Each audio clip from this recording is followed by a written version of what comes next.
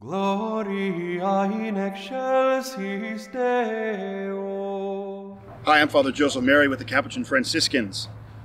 Recently I was looking at a calendar and I noticed that on May 24th, the world celebrates International Brothers' Day. I've never heard of it.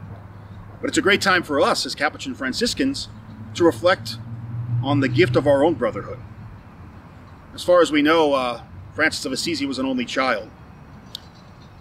After his conversion, he went about traveling from place to place, working with the sick, with lepers, rebuilding churches. But he was doing all of this in his own kind of individual response to Christ. Later in his testament, which he writes when death is near, he reflects almost with joy and surprise, "And the Lord gave me brothers."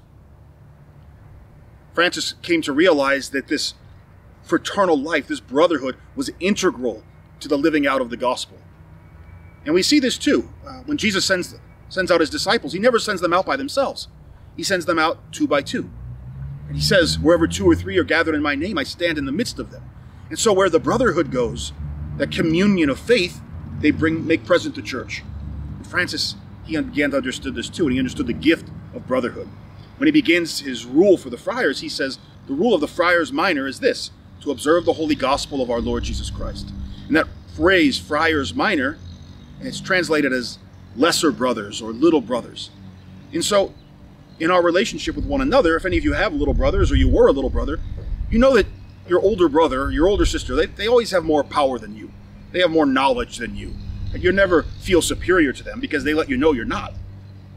And ultimately, this is how we're to relate to one another and to the world, as lesser brothers.